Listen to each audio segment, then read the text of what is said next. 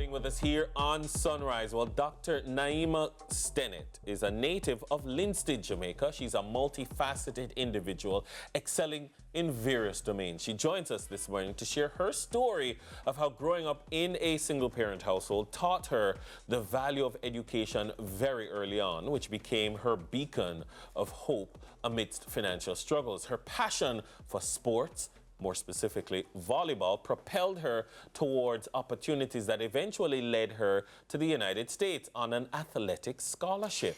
Graduating from North Carolina Central University, she pursued a career in medicine while simultaneously making strides in the fitness industry as a bikini model.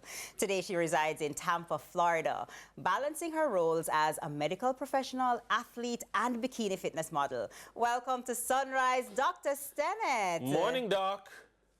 Hi, good morning, everyone. Thank you so much for having me. Doc, first and foremost, don't even ask her anything yet. Okay, go ahead. First and foremost, could you please just reveal to us the shirt that you're wearing just to show the greatness of your roots? Let me see that shirt. What's it?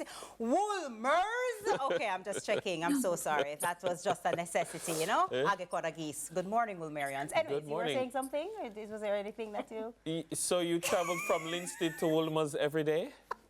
No, I did not. So Wilmers was high school, and that is definitely one of the most pivotal times of my life. I really appreciated my time at Wilmers, and I just want to say big up to all the teachers, the coaches that pour into the students there, and to be honest, all across Jamaica, because they really do change lives. Absolutely. But Dr. Stennett, you know what struck me was when I was reading about you, all the things that you do. And so before we even get into the backstory, how do you manage the time between medical doctoring and athleting and fitness modeling and all these? You mentor as well, you have a scholarship that you work in. How do you do it? Sure. So just in I guess in the same boat with your session previously, that kind of millionaire mindset, right? There are certain things people do to be successful. And a wise person once said that you don't determine your future, your habits determine your future. And so time management, money management, learning to set goals, those are things that not only make you a millionaire, but allows you to navigate this ever-changing life that we have. You know, Doc, one of the things I liked about, in reading up about you is the fact that you display excellence in various dimensions of life. How do you find balance to be really good at all of these things? Because you did bright in the sciences and stuff, but you did bright in a sport. And so, like, how did you find a way to be so good at enough of them that it took you where you needed to go? So I will say, actually, sometimes when you have a purpose in life, it is hard to get away from it, right? And ultimately, the hardships that I endured growing up as a child in a single parent home, sports became an opportunity for a mental break and a break from the chaotic environment I was raised in. And more importantly, with a mom like mine who taught us the value of education very early, for her, that was going to be my way our way of getting out of poverty. And then sports kind of just got coupled with that because it provided that mental relief. It provided an opportunity to have a more stable environment. And so it was out of necessity, I think, that I actually got into sports. Well, we talk about sports a lot, and we're seeing a lot of great photos on the screen, but also philanthropy is a big part of who you are. So tell us about the scholarship fund that you have for SAT, and, why get into it? Why is it important to you? Absolutely. So Michelle Obama has a very famous quote, right? She says something to the effect of, when you've worked hard and you've succeeded in life, you do not slam the door shut. You reach back and you give other people the same chance that you had to succeed also. And so I would not be here today without great mentors, without friends, and without the support system that guided me along my journey. And so it's so important that now that I've arrived, that I do the same for young boys and girls in Jamaica that can be leaders not only on the field, but off the field.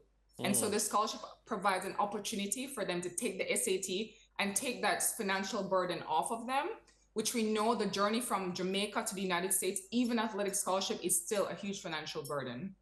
And how do persons access that particular scholarship? Sure. So there is a social media, Instagram, NYMA SAT Fund. If they would like to just go on the Instagram page and just shoot me a message, I'm going to have the website up and running.